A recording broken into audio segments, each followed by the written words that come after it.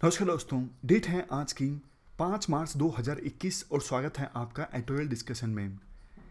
हिंदू में देखो ज़्यादा आर्टिकल्स अच्छे हैं नहीं, तो हिंदू से तो एक ही आर्टिकल हम उठाएंगे, येमेन वार का। एक आर्टिकल डिस्कस करेंगे इंडियन एक्सप्रेस का, नेशनल माइग्रेंट लेबर पॉलिसी। और तीसरा आर्टिकल हम डिस्कस करेंगे रिजर्वेशन फॉर द लोकल्स से संबंधित। हरियाणा सरकार ने 50,000 रुपये तक की जॉब्स जो हैं प्राइवेट सेक्टर में, उनमें 75% रिजर्वेशन दिया है लोकल्स को। आप बताइए ये सही है या फिर गलत है। तो ये आर्टिकल जो है हम तीसरे नंबर पे डिस्कस करेंगे। चलिए डिस्कशन स्टार्ट करते हैं। First important article draft migrant workers policy से संबंधित है। आप जीएस पेपर 2 और जीएस पेपर 3 के इन टॉपिक्स से आर्टिकल को रिलेट कर सकते हो। ये सारे एस्पेक्ट्स हम कवर करेंगे इस आर्टिकल के डिस्कशन में। कंटेक्स्ट क्या है? देखो, जब देश में कोविड-19 से निपटने के लिए लॉकडाउन लगा तो माइग्रेंट वर्कर्स का प्लान देखने को मिला बड़ी संख्या में। तो उस समय काफ़ी सारे आर्टिकल्स न्यूज़पेपर्स में आए थे, न्यूज़ चैनल्स में रिपोर्ट पब्लिश हुई कि किस प्रकार से माइग्रेंट वर्कर्स को मुसीबतों का सामना करना पड़ रहा है। तो बहुत से एक्सपर्ट्स ने कहा कि सरकार को कदम उठाने चाहिए माइग्रेंट वर्कर्स के उत्थान के लिए। सेंट्रल गवर्नमेंट और वेरियस स्टेट गवर्नमेंट्स के द्वारा काफ़ी सारे स्टेप्स लिए भी गए। अब देखो, मिनिस्ट्री ऑफ लेबर के द्वारा रिक्वेस्ट की गई थी नीति आयोग से कि आप माइग्रेंट वर्कर्स के लिए, इंक्लूडिंग इनफॉर्मल सेक्टर वर्कर्स, इनके लिए आप एक अम्ब्रेला पॉलिसी डॉक्यूमेंट बनाइए ताकि इनका वेलफेयर सुनिश्चित किया जा सके। तो उसी पर एक्ट करते हुए नीति आयोग ने दूसरे स्टेक होल्डर्स जैसे कि सिविल सोसाइटी के लोगों से, वेरियस लेबर यूनियन से बातचीत करके एक draft migrant workers policy release किया है। यानी माइग्रेंट वर्कर्स के लिए पॉलिसी का ड्राफ्ट रिलीज किया है। बताने वाली बात देखो ये भी है, पिछले साल दिसंबर में भारत सरकार के द्वारा माइग्रेंट वर्कर्स के लिए एक डेटाबेस क्रिएट करने का निर्णय लिया गया था, including workers in the informal economy. Informal workers देखो, जैसे वो वर्कर्स जिनको किसी प्रकार का सोशल प्रोटेक्शन हासिल नहीं होता है, जब मर्जी चाहे हायर किया, जब मर्जी चाहे निकाल दिया, कोई इंश्योरेंस नहीं, कोई प्रोविडेंट फंड नहीं, कुछ नहीं। तो ऐसे वर्कर्स को कहा जाता है इनफॉर्मल वर्कर्स। इसके बाद माइग्रेशन के बारे में हम कुछ बेसिक फैक्ट्स जानते हैं। माइग्रेशन का मतलब क्या है? Migration is the movement of people away from there usual place of residence. मान लीजिए कोई पर्सन बिहार में रहता है या फिर यूपी में रहता है, वहाँ पर उसका घर है, लेकिन काम करने के लिए वो वर्कर अपने ही स्टेट में किसी दूसरी जगह पे जाता है, इंडिया के किसी दूसरे स्टेट में जाता है या फिर किसी दूसरे देश में जाता है। ये सब एग्जाम्पल्स हैं माइग्रेशन के, क्योंकि वो वर्कर जो है वो अपनी यूजुअल प्लेस ऑफ रेजिडेंस को छोड़कर दूसरी जगह पे काम करने के लिए गया है। 2011 के सेंसस के डेटा के अनुसार हमारे देश में 38%, बहुत बड़ी संख्या है 38%। तो 2011 के सेंसस के डेटा के अनुसार हमारे देश में टोटल 45.6 करोड़ माइग्रेंट्स हैं। 2001 में ये संख्या 31% थी, यानी टोटल 31.5 करोड़ माइग्रेंट्स थे 2001 के सेंसस के डेटा के अनुसार हमारे देश में। देखो, अभी के जो कानून हैं वो माइग्रेंट्स की समस्याओं को दूर करने में नाकामयाब साबित हुए हैं। जैसे देखो, inter state migrant workers act 1979, ये सिर्फ उन माइग्रेंट वर्कर्स पर फोकस करता है जो कॉन्ट्रैक्टर के थ्रू आते हैं, बट बहुत सारे माइग्रेंट वर्कर्स तो इंडिपेंडेंटली जाते हैं दूसरे स्टेट्स में काम करने के लिए, तो उनको छोड़ देता है ये एक्ट। नेक्स्ट है lack of engagement by state government. अब मान लीजिए कुछ माइग्रेंट वर्कर्स आए गुजरात में काम करने के लिए, तो लोकल जो स्टेट लेबर डिपार्टमेंट है, यानी गुजरात का जो लेबर डिपार्टमेंट है, वो माइग्रेंट संबंधित इश्यूज से काफ़ी कम डील करता है, काफ़ी कम एंगेज करता है, ध्यान नहीं देता ह्यूमन ट्रैफिकिंग को रोकने में। मतलब ये एग्जाम्पल है गुजरात का। तो ये जनरल इशू है कि जहाँ पे जिस स्टेट में माइग्रेंट वर्कर्स जाते हैं, उस स्टेट का लोकल जो लेबर डिपार्टमेंट है वो माइग्रेशन संबंधित इश्यूज को लेके उतना सीरियस नहीं दिखता जितना सीरियस उन्हें होना चाहिए। नेक्स्ट है मिडिल मैन। देखो, लोकल एडमिनिस्ट्रेशन अपनी ड्यूटीज़ को पूरा ना करने के लिए ये एक्सक्यूज़ दे देता है कि हमारे पास मैन पावर नहीं है। काफ़ी बार तो दूसरे स्टेट से माइग्रेंट वर्कर्स काम करने के लिए आते हैं मिडिल मैन के थ्रू, यानी बिचौलिए के थ्रू, और बिचौलिया काफ़ी बार एक्सप्लॉइट कर लेता है। एम्प्लॉयर से सैलरी ज़्यादा ले लेता है माइग्रेंट वर्कर्स के लिए, लेकिन माइग्रेंट वर्कर्स को सैलरी कम दी जाती है। काफ़ी बार मिडिल मैन माइग्रेंट वर्कर्स को ऐसी जगह पर काम करने के लिए मजबूर कर देता है जहाँ पे कंडीशंस बिल्कुल भी ह्यूमन नहीं होती। तो ये कुछ इश्यूज हैं करंट लॉस को लेके। अब हम बात करते हैं नीति आयोग के द्वारा जो draft national migrant labour policy release की गई है। देखो, इस draft national migrant labour policy में 2 अप्रोचेस को अपनाने पर फोकस किया गया है। पहली अप्रोच कि माइग्रेंट वर्कर्स को कैश ट्रांसफर किया जाए, उन्हें स्पेशल कोटास दिया जाए, रिजर्वेशन दिया जाए, ताकि उनका अपलिफ्टमेंट हो सके, उनका उत्थान हो सके। दूसरी अप्रोच इनहेंस द एजेंसी, जैसे उन्हें मौका दिया जा सके वो अपने आप को संगठित कर सकें। फॉर एग्जाम्पल, कोई ऑर्गेनाइजेशन बना सके, मिल के यूनियन बना सके, जिससे संगठित होकर वो अपनी आवाज़ बुलंद कर सकें। नेक्स्ट, कम्युनिटी की कैपेबिलिटी को इनहेंस किया जाए और दूसरे स्टेट्स में जाकर रहने में उन्हें जो भी चैलेंजेस आते हैं उनको दूर करने पे फोकस किया जाए इस दूसरे अप्रोच में। पहली अप्रोच क्या, स्पेशल कोटा या फिर रिजर्वेशन या फिर कोई कैश ट्रांसफर। दूसरी अप्रोच क्या, उनकी कैपेबिलिटी को इनहेंस किया जाए, उन्हें मौका दिया जाए संगठित होने का। तो ये है दूसरी अप्रोच। इसके बाद इस draft national migrant labour policy में बोला गया है, देखो हमने ये पॉलिसी तैयार की है लेबर राइट्स पर्सपेक्टिव से, लेबर डिग्निटी को ध्यान में रखते हुए ये पॉलिसी तैयार की गई है ताकि इंटरनेशनल लेबर ऑर्गेनाइजेशन में इंडिया की जो कमिटमेंट्स हैं उन्हें फुलफिल किया जा सके। इसके अलावा सस्टेनेबल डेवलपमेंट गोल्स में भी, चाहे वो गरीबी से संबंधित हो या फिर लेबर से संबंधित गोल्स हों, उनको अचीव किया जा सके। इसके बाद देखो, इस draft national migrant labour policy में कुछ इश्यूज रिकॉग्नाइज किए जाते हैं जिसकी वजह से माइग्रेंट वर्कर्स को मुश्किलों का सामना करना पड़ता है। आप बताइए, आपने भी अपने आसपास माइग्रेंट वर्कर्स को देखा होगा, तो आपके अनुसार माइग्रेंट वर्कर्स क्या क्या इश्यूज फेस करते हैं, क्यों चुनौतियां का वो सामना करते हैं, क्यों नॉर्मल जीवन व्यतीत करने में उन्हें मुश्किलों का सामना करना पड़ता है। देखो, मान लीजिए वर्कर्स आते हैं अपने होम स्टेट को छोड़ के दूसरे स्टेट्स में, तो दूसरे स्टेट में उनके पास वोटिंग राइट्स नहीं होता, सोशल प्रोटेक्शन संबंधित स्कीम्स नहीं होती। हो सकता है कि होम स्टेट में फूड डिस्ट्रीब्यूशन संबंधित स्कीम या फिर दूसरी स्कीम्स का लाभ वो उठा रही हो, लेकिन दूसरे स्टेट में जाके इस प्रकार की स्कीम्स का लाभ उठाना मुश्किल हो जाता है क्योंकि उनके पास लोकल एड्रेस नहीं होता, उनकी कोई कोलेक्टिव वॉइस नहीं होती। यूनियन ना होने के अभाव में अब सिंगल माइग्रेंट वर्कर्स हैं, उनका शोषण हो जाता है।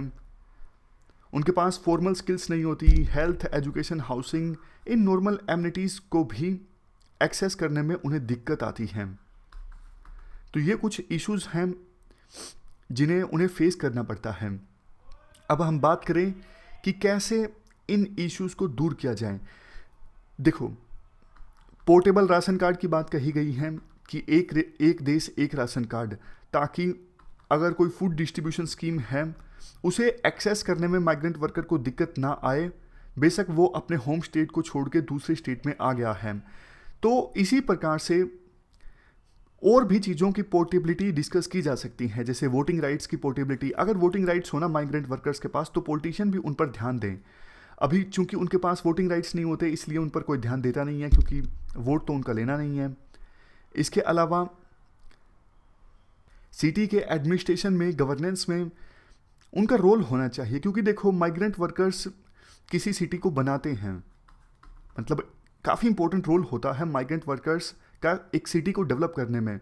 तो उनकी भी कोलेक्टिव ओनरशिप, कोलेक्टिव पार्टिसिपेशन होनी चाहिए उस सिटी में जिसको डेवलप करने में उन्हें भूमिका निभाई है।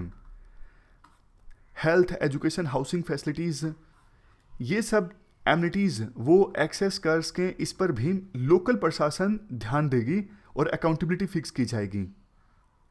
इसके बाद इस पॉलिसी में ये कहा जाता है, ये जो पॉलिसी तैयार की गई है ये प्रीवियस रिकमेंडेशंस के आधार पर तैयार की गई है। जैसे देखो, जनवरी 2017 में report of the working group on migration release की गई थी। उस समय ministry of housing and urban poverty alleviation के द्वारा इस पॉलिसी में रिकमेंड किया गया था कि माइग्रेंट वर्कर्स के लिए एक कॉम्प्रिहेंसिव लॉ होना चाहिए। और 2007 में एक रिपोर्ट आई थी national commission for enterprise in the unorganise sector की, under the ministry of micro small and medium enterprises. इस रिपोर्ट ने भी यही रेकमेंड किया था कि एक कॉम्प्रिहेंसिव अम्ब्रेला पॉलिसी होनी चाहिए माइग्रेंट वर्कर्स के लिए। नेक्स्ट प्रोविजन, इस पॉलिसी में देखो गवर्नेंस स्ट्रक्चर को डिफाइन किया गया है। प्रपोज किया गया है कि मिनिस्ट्री ऑफ लेबर एक नोडल मिनिस्ट्री का काम करेगी माइग्रेंट वर्कर्स के इश्यूज के लिए, और मिनिस्ट्री ऑफ लेबर के अंदर एक डेडिकेटेड यूनिट होगी जो कि फोकल पॉइंट का काम करेगी माइग्रेंट वर्कर्स से संबंधित इश्यूज पर कोऑर्डिनेशन इस्टेब्लिश करने के लिए। दूसरी मिनिस्ट्रीज के साथ कोऑर्डिनेशन इस्टेब्लिश करना है या फिर सेंटर और स्टेट के बीच कोऑर्डिनेशन इस्टेब्लिश करना है। ये डेडिकेटेड यूनिट वो सारा कोऑर्डिनेशन इस्टेब्लिश करेगी और ये डेडिकेटेड यूनिट इस्टेब्लिश की जाएगी मिनिस्ट्री ऑफ लेबर के अंतर्गत। इसके अलावा कुछ जो प्रिंसिपल माइग्रेशन कॉरिडोर्स हैं, जैसे देखो उड़ीसा से बहुत से लोग काम करने के लिए जाते हैं कोस्टल आंध्रा में। इस प्रकार से हमारे देश में काफ़ी सारे प्रिंसिपल माइग्रेशन कॉरिडोर्स हैं। इस मैप में आप कुछ एग्जांपल्स देख सकते हो। तो ये जो इंटरस्टेट माइग्रेशन होता है ना, इसको स्मूथ बनाने के लिए कुछ मैकेनिज्म प्रपोज किया गया है इस draft national migrant labour policy में। दूसरे प्रोविजंस की बात करें, देखो एक अच्छी बात ये है इस पॉलिसी में कहा गया है कि आप माइग्रेशन को एक्नॉलेज करो कि ये इंटीग्रल पार्ट ऑफ डेवलपमेंट है। गवर्नमेंट जो पॉलिसीज लेके आए वो माइग्रेशन को रोकने वाली ना हो बल्कि इंटरनल माइग्रेशन को फैसिलिटेट करने वाली हो। मतलब गवर्नमेंट साफ तौर पे रिकॉग्नाइज करे कि ये जो माइग्रेशन होता है इससे डेवलपमेंट आती है। Next, increase wages. ड्राफ्ट में कहा गया है सोर्स स्टेट्स मतलब जहां से माइग्रेशन आती है, फॉर एग्जांपल बिहार, यूपी, कि आप मिनिमम वेजेस को इंक्रीज कीजिए ताकि कोई बिल्कुल तंग होके माइग्रेट ना करें। देखो कोई अच्छी सैलरी के लिए, अच्छा पैसा कमाने के लिए माइग्रेट करता है तो देखो ठीक है, लेकिन अगर सोर्स स्टेट्स में बिल्कुल ही रहना ही मुश्किल हो गया है, बिल्कुल ना काम मिल रहा है तो बहुत कम वेजेस पे मिल रहा है, तो दुखी होकर वो दूसरे स्टेट में जाता है अपने घर बार छोड़कर, ये गलत है। इसलिए जो सोर्स स्टेट्स हैं वो कम से कम मिनिमम वेजेस को इंक्रीज करें ताकि वही लोग दूसरे स्टेट्स में काम करने के लिए जाएं जिनको बेहतर प्रोस्पेक्ट्स लगते हों।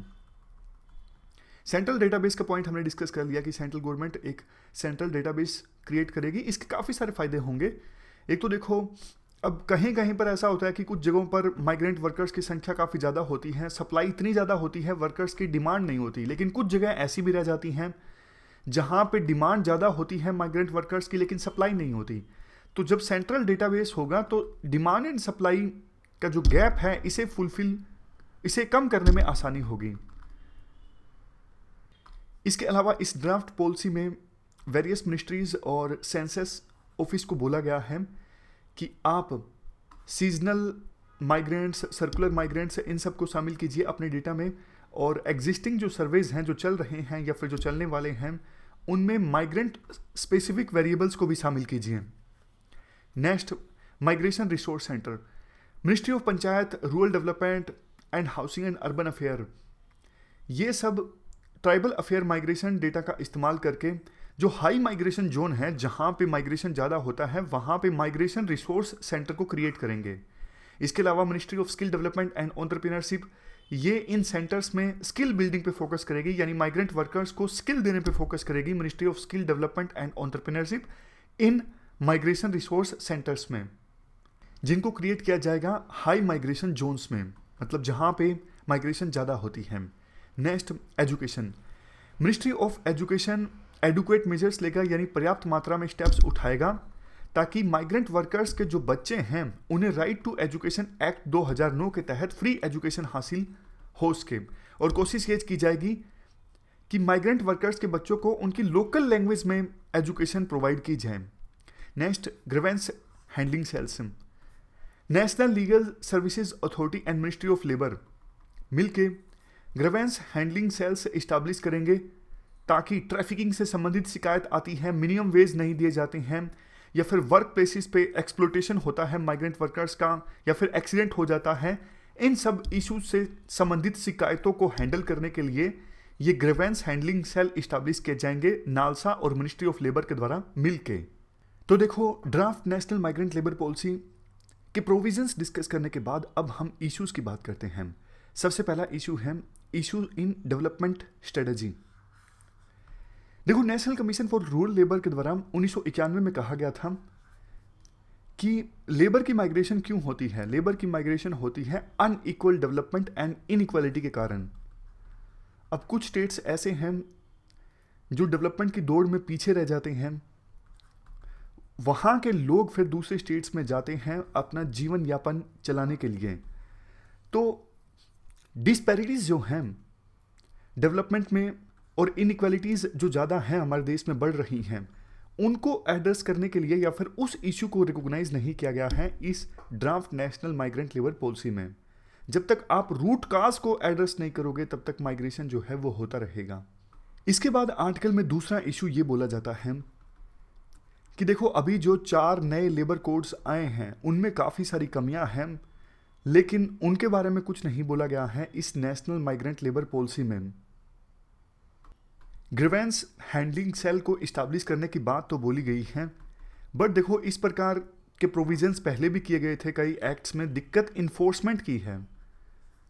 किसी पर्सन की अकाउंटेबिलिटी फिक्स की जाती है, कोई स्पेशल डिपार्टमेंट बनाया जाता है तो अलग बात है, लेकिन बातें तो इस प्रकार की पहले भी बोली गई हैं कि ग्रीवेंस हैंडलिंग सेल इस्टेब्लिश किया जाएगा ताकि माइग्रेंट वर्कर्स की समस्याओं को एड्रेस किया जा सके, लेकिन ऐसा कुछ हुआ नहीं है।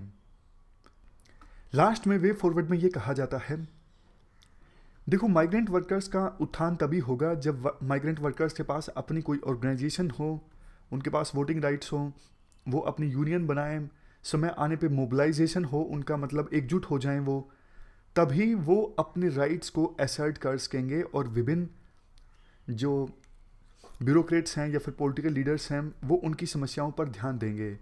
ये जो नेशनल माइग्रेंट लेबर पॉलिसी है ये एक अच्छा प्रयास है सरकार की तरफ से माइग्रेंट वर्कर्स के उत्थान के लिए, लेकिन अभी भी बहुत सारी इश्यूज, बहुत सारी प्रॉब्लम्स जिनको एड्रेस करना आवश्यक था उनको जगह नहीं दी गई है इस नेशनल माइग्रेंट लेबर पॉलिसी में। चलते हैं आगे। नेक्स्ट आर्टिकल यमन में चल रहे सिविल वार से संबंधित है। आप जीएस पेपर 2 के इस टॉपिक से आर्टिकल को रिलेट कर सकते हो। ये सारे एस्पेक्ट्स हम कवर करेंगे इस आर्टिकल के डिस्कशन में। देखो, यमन में पिछले काफ़ी सालों से सिविल वार चल रहा है। बैकग्राउंड हम डिस्कस कर लेते हैं। 2011 में जब अरब स्प्रिंग आई थी यमन में, तो यमन के राष्ट्रपति को इस्तीफा देना पड़ा था। तो यमन के जो उपराष्ट्रपति थे हदी, उन्होंने राष्ट्रपति पद की शपथ ली। जो हदी थे वो देखो सऊदी अरेबिया के साथ बेहतर रिलेशंस बनाने पर फोकस करते थे। आप कह सकते हो कि उनका इंक्लिनेशन सऊदी अरेबिया की तरफ ज़्यादा था। तो उसके बाद 2014 में क्या हुआ, हौथी रिबल्स, हौथी जो कि एक ग्रुप है, ये रिबल्स हैं, ये अपनी सत्ता इस्टेब्लिश करना चाहते हैं यमन में। और ये जो हौथी रिबल्स हैं ये ईरान के द्वारा सपोर्टेड हैं। तो हौथी रिबल्स ने सऊदी अरेबिया के कुछ इलाकों में जैसे सादा प्रोविंस में कब्जा कर लिया, उसके बाद कैपिटल सना पे भी कब्जा कर लिया इन हौथी रिबल्स ने। जबकि जो उस समय प्रेसिडेंट थे हदी, जो सऊदी अरेबिया सपोर्टेड थे, उनको अपनी जान बचा के भागना पड़ा। तो तब से लेके ही 2015 से सऊदी अरेबिया और सऊदी अरेबिया के अलाइ कंट्रीज़ ने मिल के हौथी रिबल्स को ख़त्म करने के लिए कैंपेन स्टार्ट किया यमन में। कैंपेन मतलब यमन के चारों ओर एम्बार्गो लगा दिया गया, ब्लॉकेड लगा दिया गया, ताकि कोई शिप यहाँ पे आ जा ना सके, और हौथी रिबल्स की सप्लाईज को बंद कर दिया जाए। इसके अलावा बोम्बार्डमेंट स्टार्ट कर दी एयरफोर्स की सहायता से। तो क्वेश्चन ये उठता है कि इतने साल हो गए, क्या सऊदी अरेबिया और उनके अलाइ कंट्रीज़ मिल के अभी तक हौथी रिबल्स को ख़त्म नहीं कर पाए हैं? इसका आंसर है नो। बल्कि देखो, जो ये हौथी रिबल्स हैं खास करके नॉर्थ और नॉर्थ वेस्टर्न इलाकों में हैं, इनके पास अब ऐसी कैपेबिलिटी है कि ये बॉर्डर पार यानी सऊदी अरेबिया के अंदर ड्रोन अटैक लॉन्च कर सकते हैं, मिसाइल लॉन्च कर सकते हैं। तो बल्कि सऊदी अरेबिया को खतरा और भी ज्यादा बढ़ गया है इन हौथी रिबल से। तो कैंपेन लगातार चल रहा है सऊदी अरेबिया और सऊदी अरेबिया के अलाइ कंट्रीज का। इनका काफी खर्चा भी हुआ है। खर्चा छोड़िए, हजारों लोगों की जानें जा चुकी हैं अभी तक इस यमन के सिविल वार में। लाखों लोग बेघर हो गए हैं, हजारों लोग भूख से मरने की कगार पर हैं। इतने ज़्यादा कम्युनिकेबल डिजीज फैल चुके हैं, लेकिन इलाज के नाम पर कुछ नहीं है। यूएन और दूसरी ऑर्गेनाइजेशंस हेल्प करना चाहती हैं, बट सिचुएशन इतनी खराब है कि वो ग्राउंड पर जाकर हेल्प नहीं कर सकती। और उनको हेल्प के लिए अब तो पैसा भी कम मिल रहा है। यूएन को जितनी एड चाहिए यमन में ऑपरेशंस चलाने के लिए, रिलीफ ऑपरेशंस, उतनी एड यूएन को मिल भी नहीं रही है। तो ये सारी दिक्कतें हैं। देखो, जब ट्रंप थे, राष्ट्रपति थे ना, ट्रंप ने तो सऊदी अरेबिया को खुली छूट दे दी थी कि यमन में आप जो करना चाहते हो कर लीजिए। लेकिन बाइडेन ने चुनाव प्रचार के दौरान ही कह दिया था कि यमन में पीस इस्टाब्लिश करने के लिए वो यत्न करेंगे। तो जैसे ही बाइडेन राष्ट्रपति बने, उन्होंने काफ़ी सारे स्टेप्स उठाए। जैसे देखो, हौथी रिबल्स को टेररिस्ट डेजिग्नेशन दी हुई थी यूएसए के द्वारा, तो वो हटा दी गई। इसके अलावा सऊदी अरेबिया के साथ 2 आर्म्स डील्स होनी थी, उनको भी बाइडेन प्रशासन के द्वारा सस्पेंड कर दिया गया ताकि प्रेशर क्रिएट किया जा सके सऊदी अरेबिया के ऊपर यमन में वार को ख़त्म करने के लिए। बट देखो, बावजूद इसके यूएसए के द्वारा प्रयास तो किए गए यमन में पीस इस्टेब्लिश करने के लिए, लेकिन यमन में हौथी रिबल्स ने यूएसए के प्रयासों के बावजूद एक नॉर्दर्न सिटी पर काफ़ी इंटेंस अटैक लॉन्च किया। इसके बाद यूएसए भी चिढ़ गया। यूएसए ने कुछ हौथी रिबल्स के ऊपर फिर से सैंक्शंस लगा दिए। तो कहा यह भी जा रहा है यूएसए देखो लिमिटेड प्रयास कर सकता है यमन में पीस इस्टेब्लिश करने के लिए। अगर मान लीजिए यूएसए प्रयास करे, यूएसए सऊदी अरेबिया को समझा भी ले कि आप अपनी बॉम्बिंग कम कीजिए और ऑफेंसिव कम कीजिए यमन में, अगर ईरान वेपन्स भेजता रहेगा हौथी रिबल्स को, तो फिर आप बताइए कैसे यमन में पीस इस्टेब्लिश होगी। देखो, मैं आपको बताता हूं एक चीज़ कि ईरान के सपोर्ट के बिना हौथी रिबल्स अपनी लड़ाई जारी रख ही नहीं सकते। सिमिलर एग्जाम्पल है, क्या आपको लगता है कि जम्मू एंड कश्मीर में जो मिलिटेंट्स हैं वो मिलिटेंसी जारी रख सकते हैं पाकिस्तान की सपोर्ट के बिना? ये पहले भी हमने डिस्कस किया था। इसका आंसर बिग नो है। आप मुझे एक बात बताइए, इंडिया में AK-47 मिलना आसान है क्या? मतलब बहुत ज़्यादा मुश्किल है AK-47 मिलना। तो आतंकवादियों के पास कश्मीर में AK-47 आती कैसे है? AK-47 छोड़िए, दूसरे भी हथियार आते कैसे हैं? लंबे समय से वो मिलिटेंसी जारी रखे हुए हैं, उन्हें पैसा कहाँ से मिलता है? पाकिस्तान। अगर पाकिस्तान सपोर्ट ना करे तो जम्मू एंड कश्मीर में मिलिटेंसी बहुत जल्द खत्म हो जाए। उसी प्रकार से ये हौथी रिबल्स भी देखो यमन में अपनी इंसर्जेंसी जारी रखे हुए हैं ईरान की सपोर्ट से। तो ईरान यूएसए के प्रयासों को सपोर्ट नहीं करेगा यमन में पीस इस्टेब्लिश करने के लिए, तब तक पीस इस्टेब्लिश नहीं होगी। फिर भी आर्टिकल में बोला जाता है कि सऊदी अरेबिया को जो ब्लॉकेड है वो हटाना चाहिए, ताकि ये एक कॉन्फिडेंस बिल्डिंग मेजर होगा। उसके बाद कोशिश ये होनी चाहिए जल्द से जल्द सीज फायर एग्रीमेंट साइन किया जाए। और एक बार अगर सीज फायर एग्रीमेंट साइन हो जाता है तो फिर सभी स्टेक होल्डर्स मिल के टेबल पर बैठें और यमन में पीस इस्टेब्लिश करने का प्रयास करें, क्योंकि लोग जो हैं वो देखो ऑलरेडी बहुत ज़्यादा सफ़र कर चुके हैं यमन के। उनको भी एक बेहतर जीवन मिलना चाहिए जिससे वो वंचित हुए हैं पिछले कुछ सालों में। ऑलरेडी यमन बहुत ज़्यादा गरीब बन गया है। हालांकि पहले ऐसा नहीं है कि एक डेवलप कंट्री था यमन, लेकिन युद्ध स्टार्ट होने के बाद तो सिचुएशन बहुत ही ज़्यादा ख़राब हो गई है।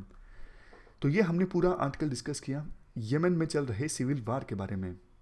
इसके बाद नेक्स्ट आर्टिकल, हरियाणा सरकार के द्वारा 50,000 तक की नौकरी के लिए 50% प्राइवेट जॉब्स में लोकल्स के लिए जो रिजर्वेशन के लिए कानून पास किया गया है और उसे गवर्नर की असेंट भी मिल गई है, इस इशू से संबंधित है, मतलब रिजर्वेशन फॉर द लोकल्स। आप जीएस पेपर 2 से इस आर्टिकल को, इस इशू को रिलेट कर सकते हो। आप मुझे एक सिंपल क्वेश्चन का आंसर दे दीजिए जो कल टेलीग्राम में भी पूछा था कि ये सही है या गलत है। देखो, ये गलत है। 60% लोगों ने कहा था ये गलत है, हम हमारी स्टेट गवर्नमेंट को सपोर्ट नहीं करेंगे अगर हमारी स्टेट गवर्नमेंट ऐसा रिजर्वेशन देती है लोकल्स को। और यही स्टैंड आपको पेपर में लेना है। देखो, आप ऑल इंडिया सर्विसेज की तैयारी कर रहे हो, और ऑल इंडिया सर्विसेज यानी आईएएस आईपीएस के बारे में तो कहा ही ये जाता है कि ये देश में यूनिटी इस्टाब्लिश करने का काम करते हैं। तो देखो, इस प्रकार से लोकल्स को रिजर्वेशन देना, इसके बहुत सारे नुकसान हैं। फ़ायदों में तो आप लिख सकते हो कि हाँ, लोकल्स को भी जॉब्स मिलेंगी और उनमें असंतोष की भावना नहीं आएगी। कई बार ऐसा देखा गया है कि कुछ स्टेट्स के लोगों में डिससेटिस्फैक्शन आ जाती है कि देखो हमें तो जॉब्स मिल नहीं रही हैं और बाहर के लोग आके यहाँ पे जॉब्स ले रहे हैं। देखो, उनकी जो समस्या है लोकल लोगों की, अगर उनको जॉब्स नहीं मिल रही है तो जायज़ है, जॉब तो मिलनी ही चाहिए। जॉब मिलेगी तभी तो घर का खर्चा चलेगा, जीवन यापन चलेगा। बट उसका ये सॉल्यूशन जो है ना कि 75% जो जॉब्स रिजर्व हों वो लोकल्स के लिए, ये सॉल्यूशन गलत है। आमतौर पे हमारे देश के जो पॉलिटिकल लीडर्स हैं वो यही करते हैं, वो शॉर्ट टर्म झुंझुना दिखाते हैं जनता को कि देखो इससे आपको फ़ायदा होगा, लेकिन लॉन्ग टर्म नुकसान होता है उससे। अभी हम जानेंगे भी सही नुकसान क्या होता है बहुत सारी पॉलिसीज़ में, जैसे लोन माफ़ कर दिए, फ्री सब्सिडी दे दी। ये झुंझुना है। छोटा बच्चा जब रोता है ना, दूध की मांग करता है, तो कुछ चीज़ होती नहीं तो झुंझुना दे दिया जाता है दिल बहलाने के लिए कि हाँ कम से कम वो रोना बंद कर दे। वही देश में होता है काफ़ी बार कि पॉलिटिकल लीडर्स जनता को ऐसी चीज़ दे देते हैं कि वो खुश हो जाते हैं शॉर्ट टर्म के लिए, लेकिन लॉन्ग टर्म में उससे नुकसान होता है। अब हम बात करें कि नुकसान होता क्या है। देखो, सबसे पहला पॉइंट तो मैं एक सिंपल एग्जांपल देके आपको बताता हूँ। आप अभी दिल्ली में रहते हो, आपको अपना एक स्टार्टअप खोलना है। अब देखो, आपके पास दो ऑप्शंस हैं, या तो आप गुरुग्राम में अपना स्टार्टअप खोलो या फिर नोएडा में। लेकिन जब आपको पता लगता है कि गुरुग्राम में अगर आप स्टार्टअप खोलोगे तो 75% जो जॉब्स हैं वो लोकल्स को देनी पड़ेंगी, आपको डर लगता है कि कागजी कार्रवाई करनी पड़ेगी, बहुत ज़्यादा इंस्पेक्टर राज का सामना करना पड़ेगा। अरे मैं कागज ही चेक करता रह जाऊँगा क्या, लोकल है या नहीं है बंदा।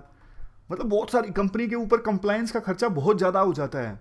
तो आपको लगेगा नहीं नहीं नहीं, मैं अपना स्टार्टअप गुरुग्राम में नहीं खोलूँगा, मैं दिल्ली में खोलूँगा। तो अब बताओ नुकसान किसका हुआ? नुकसान हरियाणा का ही तो हुआ ना।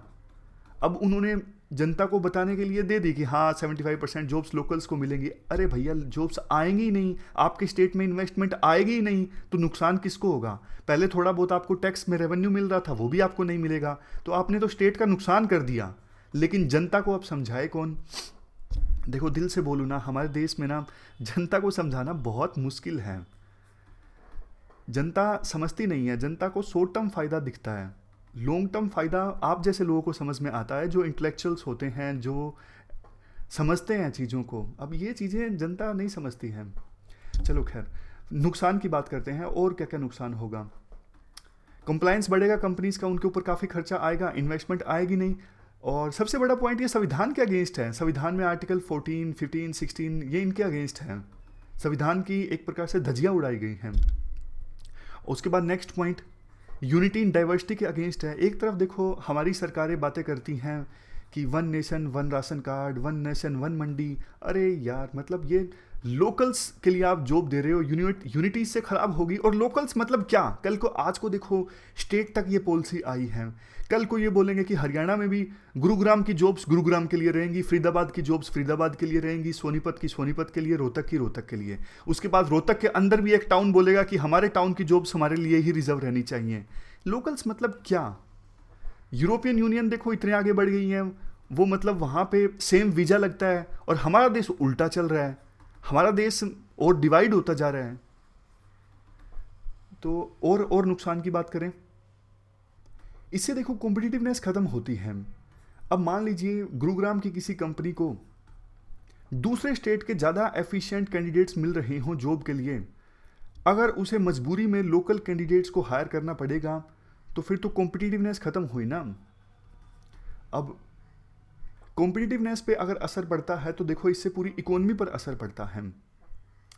नेक्स्ट पॉइंट देखो, वैसे जब यूएसए प्रोटेक्शनिज्म की पॉलिसी अपनाता है ना, तो भारत सरकार विरोध करती है डायरेक्टली इनडायरेक्टली कि नहीं नहीं आप प्रोटेक्शनिज्म मत अपनाइए, हमारे देश से बहुत से लोग जाते हैं आपके देश में काम करने के लिए, अगर आप प्रोटेक्शनिज्म की पॉलिसी अपनाओगे, लोकल लोगों को जॉब्स देने की बात कहोगे तो हमारे देश को जॉब्स नहीं मिलेंगी। ऐसा हमारा देश बोलता है यूएसए को, हमारे देश के एक्सपर्ट्स बोलते हैं कि यूएस से प्रोटेक्शनिज्म की पॉलिसी ना अपनाए, जबकि हमारे देश की गवर्नमेंट्स, स्टेट गवर्नमेंट्स प्रोटेक्शनिज्म की पॉलिसी अपना रही है। तो सरकार किस मुंह से दूसरे देशों को बोलेगी कि आप प्रोटेक्शनिज्म की पॉलिसी ना अपनाइए? तो ये सारे पॉइंट्स हैं जिसके बेस पे आप कह सकते हो ये जो कानून है ना सेल्फ डिफीटिंग है। नुकसान होगा, इससे फ़ायदा नहीं होगा। बस पॉलिटिक्स है, पॉलिटिक्स के चलते कानून पास किया गया है, एसेंट भी मिल गई है गवर्नर की। इस प्रकार के कानून और भी काफ़ी सारे स्टेट्स में आए थे, हमने पहले भी डिस्कस किया था। जैसे आंध्र प्रदेश में आया था, कर्नाटक भी इस प्रकार का कानून लेके आई थी। और देखो हमने ये भी डिस्कस किया था कि उन स्टेट्स ने जब इस प्रकार के कानून लाए तो इम्प्लीमेंटेशन तो बेकार ही रहा। बट अब होता क्या है मैं आपको बताता हूँ।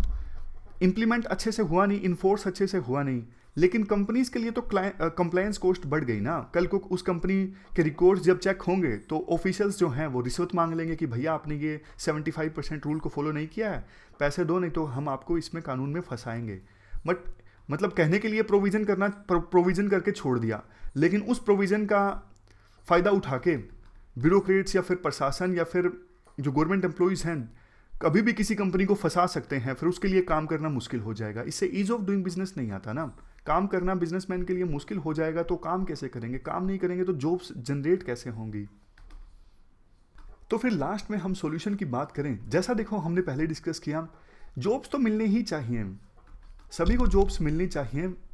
और लोकल लोगों के पास जॉब्स नहीं है और दूसरे लोग आके जॉब्स लेते हैं तो उनके अंदर जो डिससेटिस्फैक्शन आता है वो कहीं ना कहीं जायज़ है, ह्यूमन नेचर के हिसाब से देखें। बट इसके लिए स्टेट गवर्नमेंट को प्रयास करने चाहिए कि लोकल लोगों को आप स्किल्स प्रोवाइड करो। अगर देखो उनको अच्छी स्किल्स आप दोगे तो फिर रिजर्वेशन देने की आपको जरूरत पड़ेगी? बताओ। अब आप मुझे एक बात बताओ, करना तो स्टेट गवर्नमेंट को ये चाहिए था कि हाँ लोकल लोगों के लिए हम बढ़िया स्किल्स उनको देंगे, फ्री कोर्स चलाएंगे, उनकी कैपेबिलिटी को इन्हेंस करेंगे ताकि वो बाहर से आने वाले लोगों का मुकाबला कर सकें। तो देखो अच्छा होता, एजुकेशन सिस्टम हम अच्छा करेंगे तो ये लॉन्ग टर्म पॉलिसी होती। अब ये पॉलिटिकल लीडर्स, मतलब सभी नहीं, कुछ पॉलिटिकल, उनको लगता है कि अरे हमें तो 2-4 साल रहना है, अब ये स्किल इन्हेंस होते होते तो इतना टाइम लग जाएगा, उसका रिजल्ट भी लेट देखने को मिलेगा। अभी जनता को बोलते हैं कि 75% जॉब्स हमने लोकल के लिए कर दी हैं और इससे आपको जॉब मिलेगी, जॉब नहीं मिलने की, लोकल्स को फिर भी देख लेना। ये देखो हमारे देश की डेमोक्रेसी की एक दिक्कत भी है। डेमोक्रेसी के बहुत सारे फायदे हैं तो बहुत सारे नुकसान भी हैं। जैसे जो पॉलिटिकल लीडर्स हैं, ये देखो 5 साल बाद जब इलेक्शन होता है ना, सिर्फ उसको ध्यान में रखते हुए पॉलिसी बनाते हैं, सिर्फ उसको ध्यान में रखते हुए कि अगला इलेक्शन कैसे जीता जाए। पॉपुलिज्म पे काम करते हैं, लोक लुभावनवाद की, जनता को लुभाया कैसे जा सके। ये नहीं सोचते कि जनता का भला कैसे होगा, बस बात है उनको लुभाया कैसे जा सके कि हमने आपका फायदा किया है, जबकि वो फायदा लॉन्ग टर्म में होता नहीं है। तो ये हमने पूरा इश्यू डिस्कस किया लोकल्स के लिए जॉब से संबंधित, और हमारी आज की इस डिस्कशन में इतना ही है। Thank you very much for discussion.